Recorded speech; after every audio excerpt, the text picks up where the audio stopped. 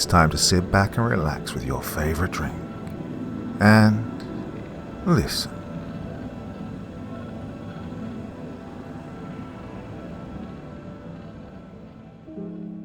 Tonight's story follows a team of 7 explorers who descend into an uncharted cavern system deep beneath the earth. What begins as a routine expedition soon spirals into something far darker when they uncover ancient carvings warning of a presence known only as the Jackal. As the group ventures deeper, strange markings, whispers in the dark, and the growing sense that they've been watched turn curiosity into terror. By the time one of their own vanishes, the surviving explorers realize the cave isn't just old, it's alive, and it's been waiting for them.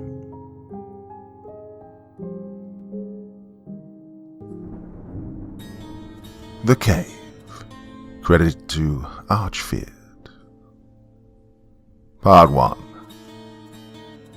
There were originally 9 of us scheduled for this spelunking expedition, but Murphy's Law dictated that 2 of the group had to pull out due to various issues. It was a disappointment having fewer members to share in the experience, but then again there were benefits. Fewer logistical problems, more space, and so on. I personally wasn't that affected by it. While most of us were close friends, I hadn't known those 2 very well. Our rendezvous was the cave entrance at the crack of dawn. I was the first one there, as usual. Those who knew me often remarked at my attention to punctuality. Slowly the rest of the group arrived, parking their cars and unloading the equipment that we'd organized between us. As the expedition leader, I had the emergency provisions on me. First aid kit, flare gun, GPS locator. It seemed quite odd that a flare gun would be taken into an underground location, but I'd rather have it and not need it than need it and not have it. We assembled at the cave entrance. There was Jason, Alex, Karen, Samantha, Vincent, Ashley, and of course myself. Alex and I were experienced spelunkers, while the rest had varying skill levels. Moderate, that's Karen, Vincent, and Samantha. Poor, Jason, and a first-timer, Ashley. Normally it was against my instinct to take a first-timer into an unexplored cave, and in such a large group, but he'd promised to obey every command I gave him, and agreed to carry the most cumbersome equipment on the safe parts of the trek. The cave loomed in front of us. It was typically dark and rather foreboding. And not for the first time, I wondered why it was, well, according to every available record of local geological sites, unexplored. Perhaps it was the isolated location, or the fact until recently there'd been no way for vehicles to access it through the surrounding forest. You sure it's all right? Ashley nervously asked, shifting from foot to foot. His earlier bravado had deserted him. Yeah, you can't change your mind once you're in, so you decide now, I said flatly, turning around without waiting for an answer. He'd made his own mind up without any further input from me. And the rest of the group followed me. After a few moments of apparent indecision, Ashley hurried in after the rest of us. And soon, the darkness had swallowed us whole. Inside, the cave was quite a bit larger than it appeared. It proceeded inwards for about 200 meters and then sloped down quite quickly.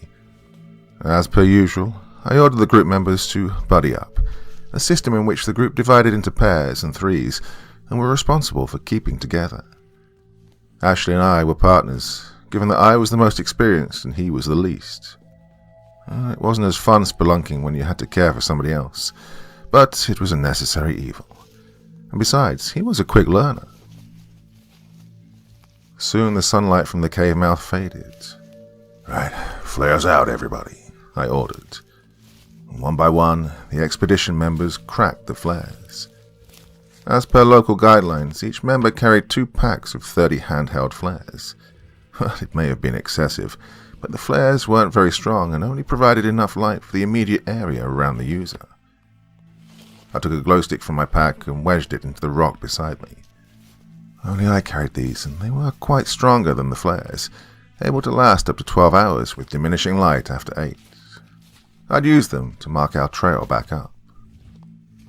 Slowly, we continued down.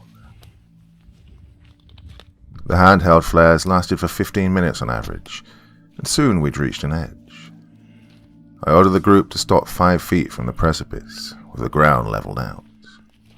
Now, as you may have noticed, I'm a stickler for safety measures, but not without good reason. I didn't want a death on my hands. "Hey, Ashley, crack a flare and throw it down," I said, watching to see how he did it. Ashley withdrew a flare from his pack and lit it. Then, without moving, he tossed it forward, down the hole. I nodded in approval. He hadn't moved forward from the 5-meter guideline. I crept forward to the precipice and looked into the abyss. And then I saw it. Descending into the darkness, barely half a meter from the cliff edge, was what appeared to be a staircase.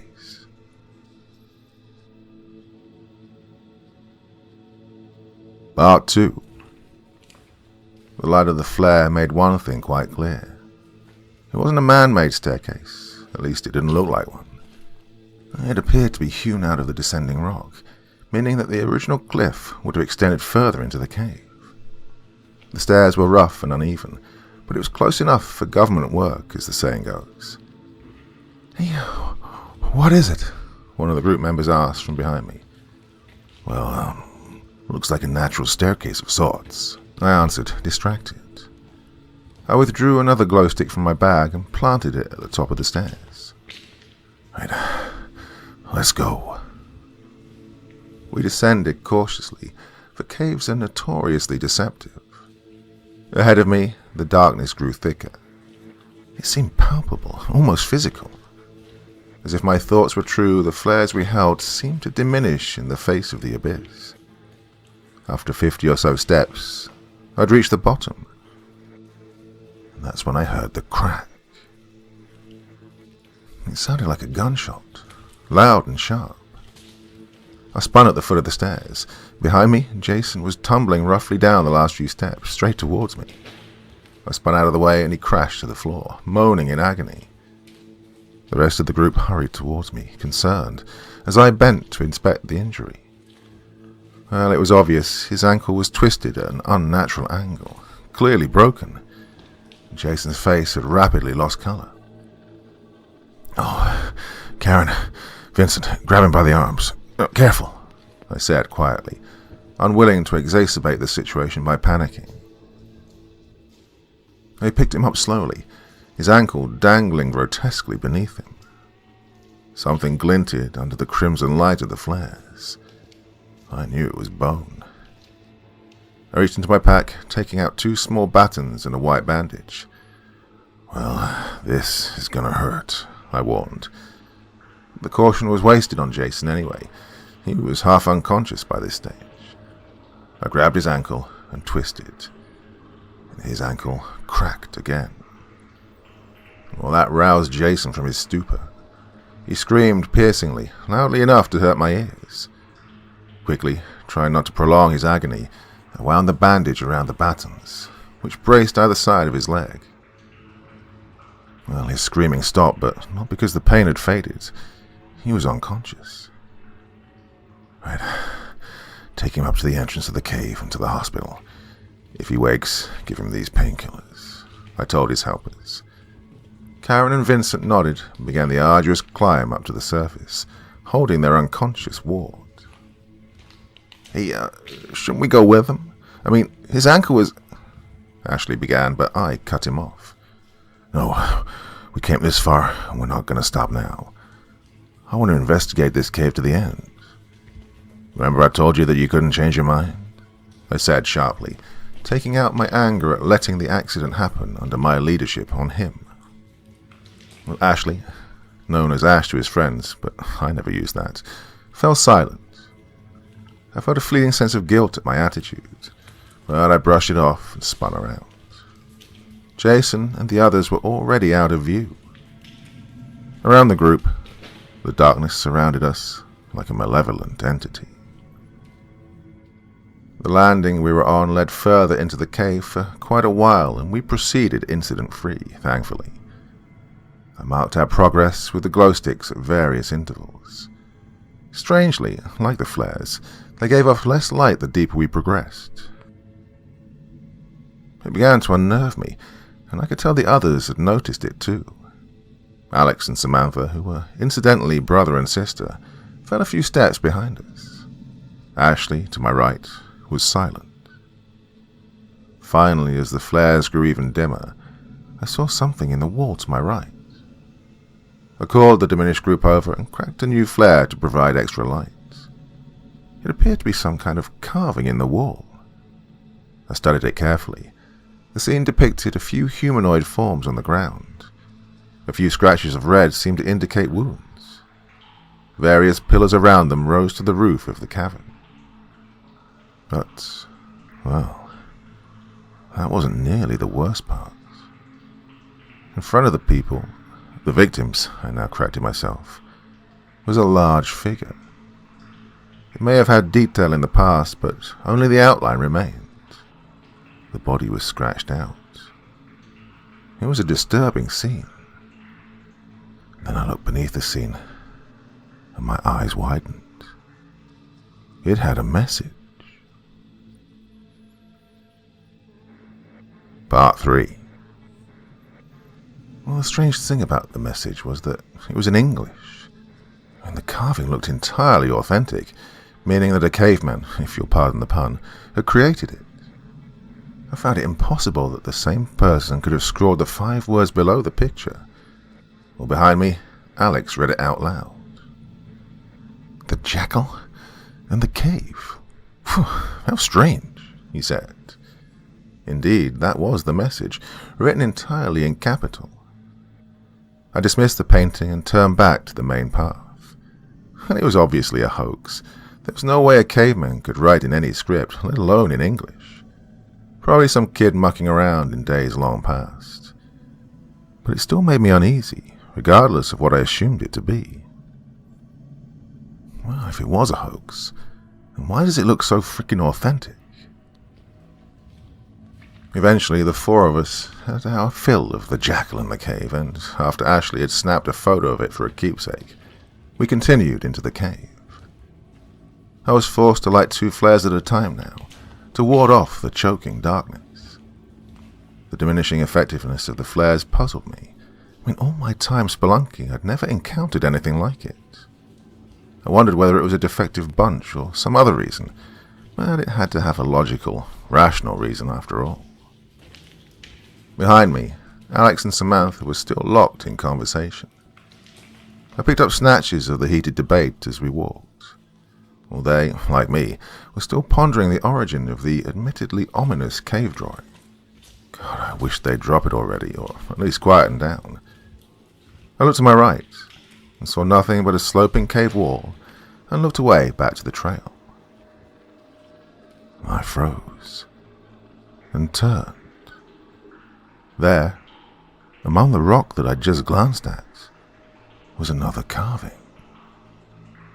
I felt sick as I hurried over to it. The red glow of the flares flickered on the wall, dancing over the picture, making it look demonic under the sparse light. It depicted a scene much like the last, except there were only 2 bodies on the floor. The third was in mid-air, seemingly held by an appendage, not quite an arm, not quite a tentacle, from the titular Jackal. The pillars around the scene appeared again, except with small, indistinct etchings on them. Or like before, only the faint outline of the Jackal appeared, the rest of it having been scribbled or scratched, couldn't tell which, out. Underneath it was another 5-word message, one that I read quickly and immediately wished I hadn't. Go back. The Jackal waits, it said. I turned from the carving as the others moved in to get a good look, and tried not to panic. The air felt thin and dry, much like the air in the Andes. I'd gone climbing there a few years ago, and terrible things had happened, which explained my preference for underground rocks as opposed to aerial ones, but that's a story for another day and another time. Around me, the darkness was thick. I could no longer see without the flares in aid. Well, suddenly, irrationally, I knew if I stayed in this underground labyrinth for much longer, I'd lose my sanity. But that was the mind of an irrational man talking. I leaned against the opposite wall, breathing deeply and slowly to regulate my rapid heartbeats. Spots danced in front of my eyes momentarily as I oxygenated my blood rapidly. Well, slowly the panic faded, to be replaced by a sense of calm. I didn't get overworked often, but when I did, I tended to edge towards hysteria. Taking one last deep breath, I straightened up and looked around. And that's when I realized that Ashley was gone. Part 4. Ashley was gone. Slowly I stood, scanning the passage for any sign of Ashley. Samantha and Alex were still arguing over the cave carving. They were typically argumentative, identical twins. As Alex drew breath to continue his opinion, I stepped between them, holding my hands up in peace. Hey, have either of you seen Ashley? He's gone, I said, stepping back once I saw that they'd ceased fighting and were listening to what I'd said. No, they said in unison. I sighed in frustration and looked around the cavern. There was no trace of Ashley anywhere. Well, he couldn't have gone far. Not with that massive pack he had strapped to him, Alex said reasonably, possibly sensing the panic that I felt. The entire expedition had had problems from the start. First the dropouts, then Jason, and now this. It was like we were cursed or some other superstitious bullshit. Well, I was born skeptic and proud of it. Well, he could have only gone forward or back, Samantha said, walking forward to the edge of the light and looking around. We should, split up and... No, I said, resolute. We're not going to split up under any circumstances. If Ashley went back, he'll eventually get out of the cave by himself. So we go forward and hope that stupid prig hasn't done anything reckless, I interjected flatly, turning away from the duo and proceeding into the darkness. After a shared glance, the meaning of which was undecipherable, at least to me, they followed. And so we went. As we progressed, I felt the path lead downwards. It was a marginal slope, undetectable by the naked eye, but I felt myself pushing harder into the rock with each step, thanks to the extra gravity of descent. It wasn't any concern to me, such natural formations were common. We proceeded ever further into the depths of the cave, calling out Ashley's name as we went. And then I saw it. It was over to the right, just like the others. It was, of course, another carving. I felt sick as I scanned it. The jackal had increased in size yet again. The tentacle appendage hybrid was shorter, as if the beast had pulled it back. The previously held corpse was ominously absent from the scene. I tried not to think about what had happened to it. Well, pillars with carvings on them had also appeared. As before, the jackal had the majority of its detail erased, making it little more than an outline. However, there was detail on the edge of the beast this time.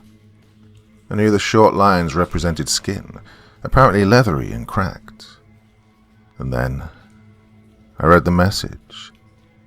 It was again 5 words long. My eyes widened in a flash of shock and fear. "This is your last chance," it read. I stumbled back from the carving in fear, raising my hands in front of me as if it was alive and coming for me. As I hit the back wall, I saw Alex and Samantha close in to study the carving. Well, they seemed unaffected by the ominous message, not as I'd been. I gasped for breath, winded by the sudden impact of the wall against me. I tried to clear my mind, to cut through the mix of panic and fear I now felt at having read the carving which I no longer thought was the work of pranksters. I turned to my left, hoping to see Ashley, but instead I saw a gateway. It appeared to be a stone arch, hewn from black granite. It followed the contour of the cave precisely, creating a strange effect. Carvings of various things hieroglyphics, symbols, letters, and pictures covered the gateway, which appeared to be seamless, without join or cut. I approached it almost unwillingly, feeling my heart rise into my throat as I stared at the ground immediately behind the gateway and onwards. The walls, floor, and roof of the cave from the gateway onwards were covered in fine white dust. Alex and Samantha joined me at the edge of the gateway. We were silent, studying it. I looked at the top and saw yet another 5-letter message carved there. "The gateway to the Jackal," read the message. And hell with it, I thought. And then I heard the scream. It was Ashley screaming. "God, we have to get to him," Alex yelled, turning to me. With every fiber of my body, I resisted stepping through that gateway. I knew that if we did, terrible things would happen. If I stepped through, I knew, sooner or later, that I'd meet the Jackal. But I had to know. About Ashley, the carvings, everything. I had to. So with a deep breath, and trying to still my hands, I made my choice. Together, we stepped through the gateway to Ashley and the dark beast beyond. Part 5. The first change I noticed was the ground. The fine white dust was coated on the entire cave, right past the gateway. I didn't know the origin, but it didn't appear to be any sort of mineral or rock I'd encountered before. It was strange, but then, given the nature of the rest of the cave, that made it almost normal. The darkness grew progressively thicker as we advanced. I noticed we were running low on flares, only about 20 each now. It was a problem, but not one I was particularly concerned about considering the current predicament we were in. Ashley hadn't made any noise besides his original scream. He concerned me far more than if he kept screaming. There could be a logical reason for him not screaming. Well, perhaps he ran deeper into the cave. Maybe he was conserving his voice, I thought. But I was throwing up improbable answers to cover my fear. My true thoughts rose unbidden to my mind. What if whatever made him scream stopped him from doing so again? Oh, I felt sick. Ahead of us, not even 100 meters from the gateway, was a crossroads, the first such divide in the otherwise linear path. I'd appreciated the lack of divergent paths so far because it meant that we didn't have to divide our group, stunted as it was. Appearing now as it had, seemed like extraordinarily bad luck on our part. Oh, seemed like. That's the key point. Nothing in this godforsaken cave has been left to chance. Lost in my grim thoughts as I was, I didn't notice the object ahead of us until Alex exclaimed and ran towards it. Startled, I looked up. Alex blocked my direct view of it. All I knew of it apparently was that it was quite large. I ran towards it. It was Ashley's pack, ripped and torn. Blood covered it and the immediate area in irregular patterns.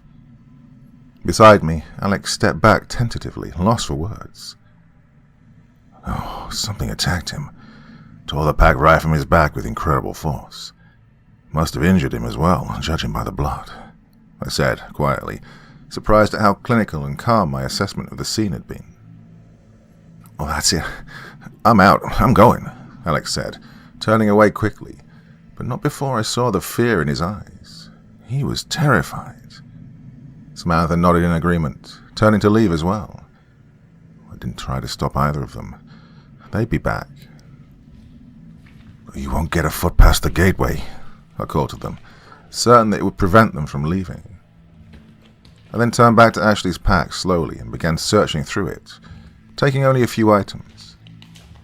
I hesitated when my hand landed on the flare gun, but I took it and kept it in my hand.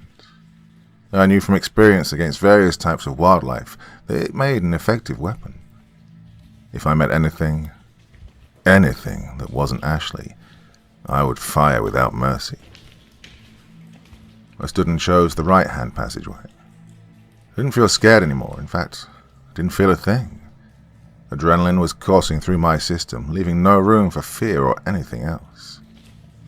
It grew progressively darker. The darkness was thick and cloying. Now, as a lifetime asthma sufferer, it reminded me of when I needed my inhaler. I knew the flares would soon be useless, regardless of whether they should have been effective. Beside me, I noticed scrawling in the dust, apparently of human origin. That, at least, was no mystery. I glanced at each in turn, almost mechanically, knowing that it couldn't be any worse. It appeared that we weren't the first people to stumble into this place. I have seen it, and it blinded me. This is its domain, taller than any human. Suddenly, I stopped. The last was different from the others, in lower case, and appeared to be freshly written. It got me. I'm running for my life. It was Ashley's writing. And then, as if by magic, I heard two things. A scream and a roar. Ashley, the Jackal, and they were close. I ran forwards. Part 6. I felt, rather than sensed, that I'd breached into a massive cavern. To prove my theory, I impulsively punched the air to my right. If I was still in the claustrophobic cave, my hand would surely be shattered on the wall. And as I expected, I hit nothing but the stagnant air of the cave. The flares provided nothing more than a dim glow. I looked at it in horror as the glow faded slowly. The fading light represented my last defense against the virulent darkness of the cave. Or cave, as I felt it should be called, and its sole inhabitant. The inhabitant that some called the Jackal. Then the light faded completely, and I was alone. The moment I heard the voice. It was flat and terrible and loud. It reverberated around me, seemingly without a source or direction. I spun in the darkness, the cloying, constricting darkness, and felt my heart in my throat. I knew that if I walked backwards, I'd no longer find the passageway that had led me to the lair of the Jackal. Once you entered this central cavern, there was no leaving it. Just like the carvings had promised, I thought. This is my cave, it bellowed. I screamed and ran. It was a futile gesture. The voice boomed around me, terrifying in its alienness and its flat, expressionless quality.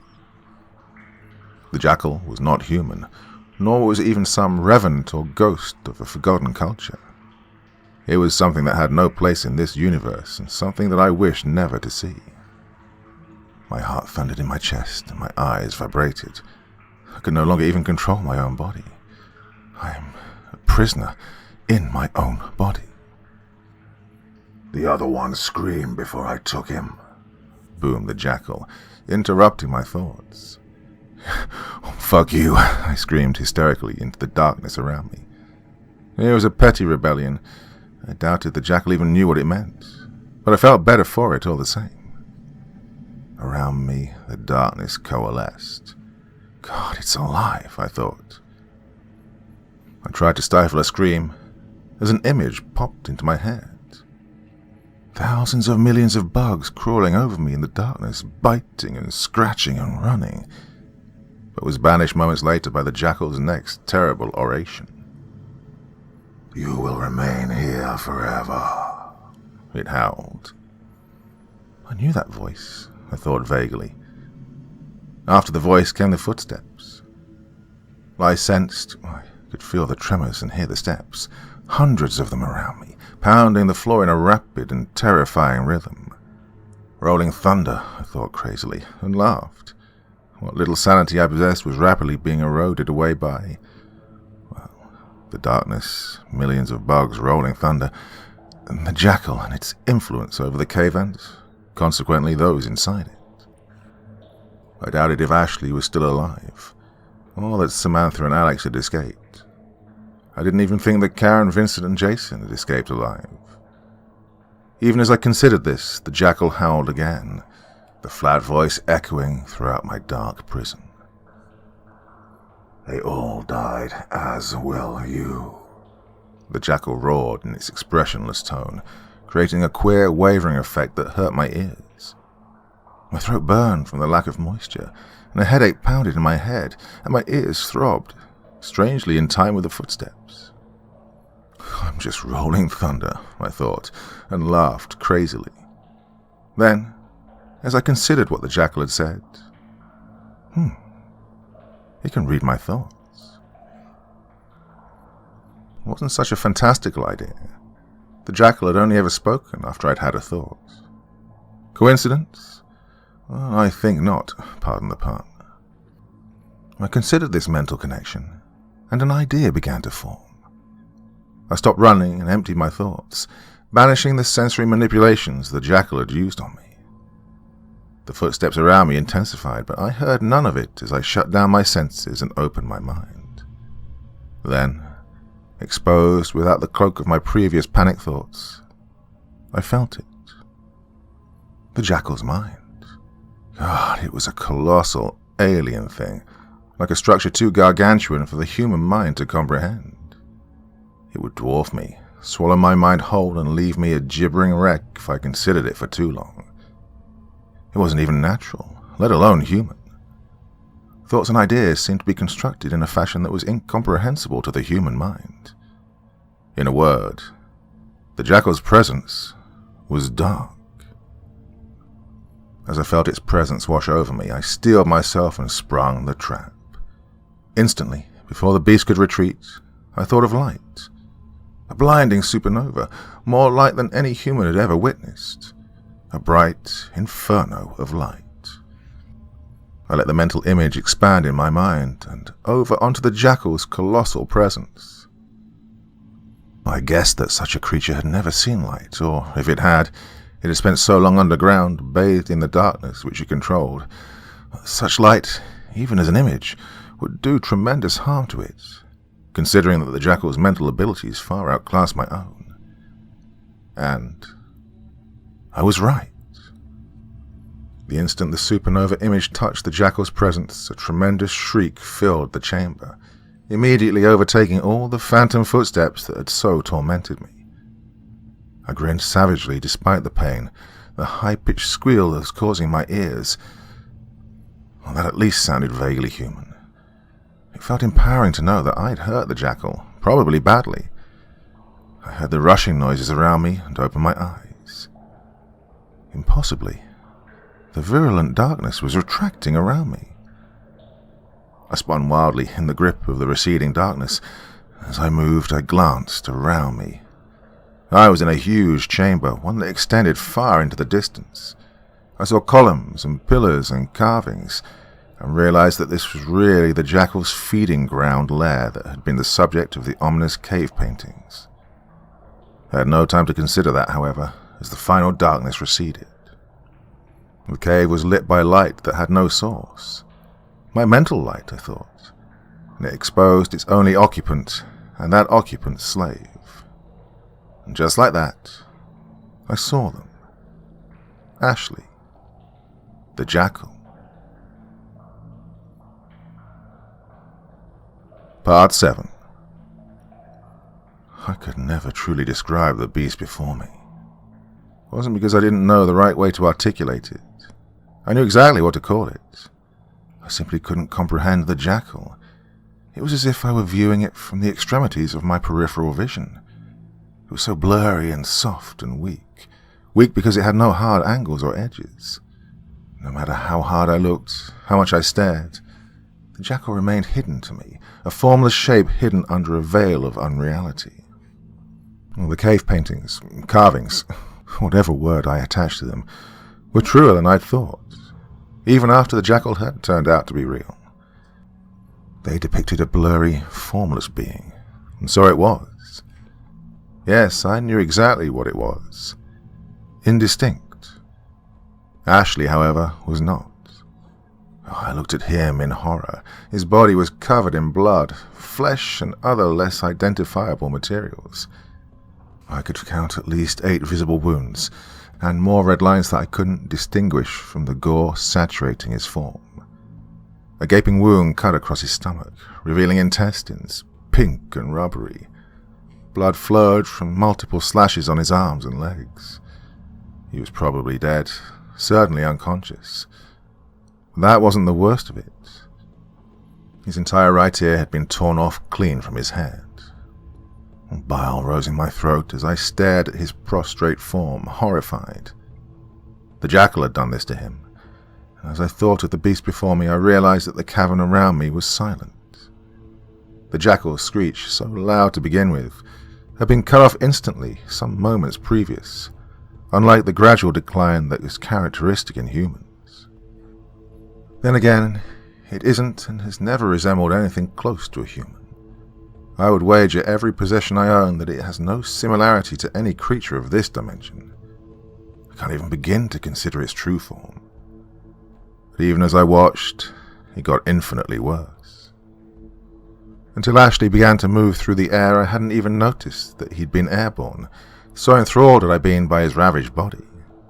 Slowly, never wavering in speed, Ashley began to recede towards the blurry shape that represented the Jackal. I thought back to the carvings in horror. With every sacrifice, it gains form, and so a greater foothold in this dimension. I wanted to rush forward and tear Ashley from the Jackal's thrall, but to come within reach of the creature would mean an unspeakable end, one that I would have already faced had I not wounded it with the psychic supernova. Suddenly, Ashley stopped moving, mere meters from the Jackal, and I realized with a shock how the Jackal had previously communicated. Through Ashley. Now I know why I recognized that voice, even as distorted as it had been.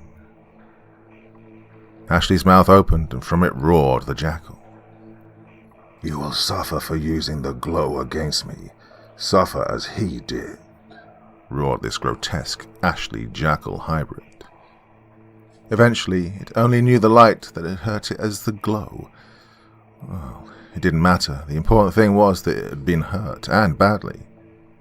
I probed my mind. No trace of the Jackal's presence remained. Apparently that part of it, physically manifested in the virulent darkness, had either been destroyed or banished by my mental counterattack.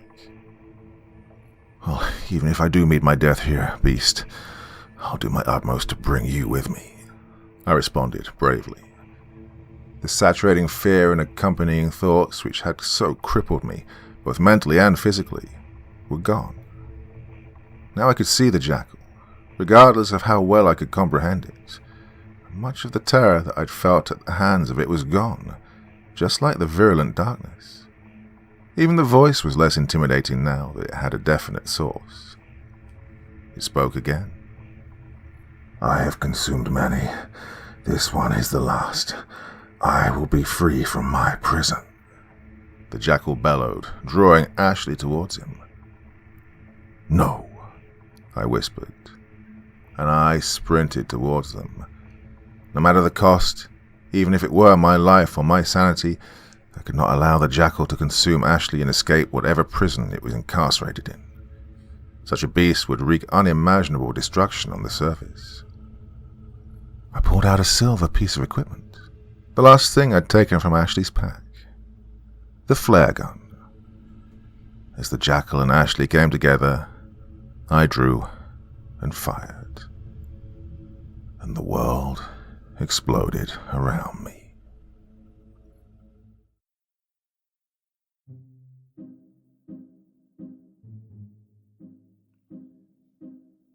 Well, it's funny, this is often the most favourite part of my video when I just get to, freestyle, ad-lib, and talk to you person to person. But a lot of the time I just haven't got a clue what to say. Recording a story and editing all that is, getting it right is really quite exhausting. So by this point, it's just like, the brain has gone into like shutdown mode a little bit. It's like, oh god, you're done, everything's done. It's gone pretty well, I think, but so I kind of I love this, but at the same time I feel sad when I have nothing to say.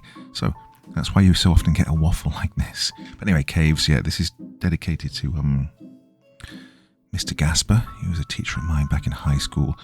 Loved caving, took us out on expeditions a few times, and one day got caught in a flash flood, and nothing he could do.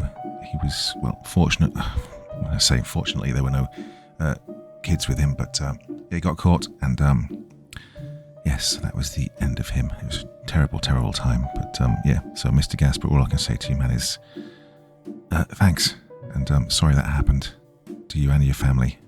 Oof. Anyway, enough perspective for this evening. Back again very soon, my dear friends. Till the next time, you all just remember this is just a story, and sleep well, yeah?